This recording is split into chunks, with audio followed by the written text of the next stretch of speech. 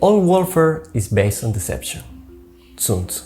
So imagine this, 3000 years ago you were just farming and chilling in Greece when all of a sudden they called you for the biggest battle of your time. Where? Troy. When? Right now. Why?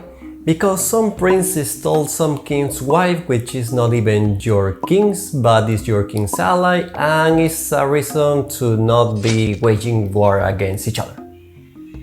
Fair enough? Anyway, a gigantic army, thousands of ships, and even Achilles, yes, the Achilles himself, sailed to Troy, expecting, a quick fight, maybe a couple of days, a few weeks, right? Easy, right? No. 10 years passed, and guess what? They couldn't even put a scratch on the walls of Troy. Imagine playing a video game and being stuck in the same level for 10 years. Frustrating, right? The Greeks were like that. They were frustrated, they were bored, they were tired, they needed a new plan. And this is when our man Odysseus enters the scene. Now, Odysseus wasn't the strongest, or the fastest, or even the bravest warrior. But he was the smartest. He had an idea so crazy, so unusual, that it just might work. Let's pretend to give up, he said. Pack our ships, sail away, and leave behind a huge wooden horse. A horse? Yes, a horse. A giant, massive, bigger than a house horse. And what for? Think about it, he said. The Trojans love their gods. They will see it as an offering, a gift of surrender. But won't they get suspicious? Not if we make it grand enough. Something so impressive, they won't be able to resist bringing it inside their walls. The warriors exchanged glances. It was risky, but after 20 years of war, what choice did they have?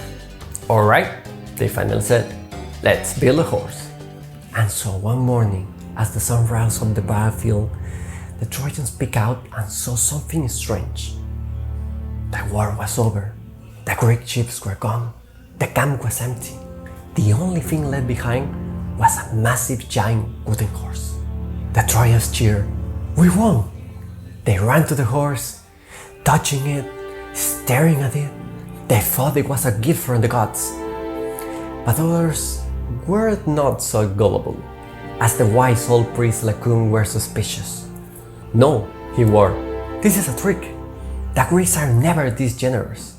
But the Trojans didn't listen. They pulled the horse inside, celebrating, made the biggest party of the year. And in the night, after the party, after the feast, after we celebrate, the hidden door in the horse creaked open. One by one, Greek warriors crawled out, silent, careful, sword in hands. They climbed down into the streets and opened the gate for the rest of the Greek army, who had secretly returned under the cover of darkness. By the time the Trojans awoke, it was too late. The Greeks floated in the sea like a great wave. The unbreakable walls couldn't do anything to protect them, because Troy had let the enemy in themselves. And so after 10 years of war, Troy fell in a single night. Not because of strength, not because of weapons, but because of a brilliant deception. And that, kids, is why many people, when they don't trust in someone in particular, they said, beware of the Greeks bearing gifts.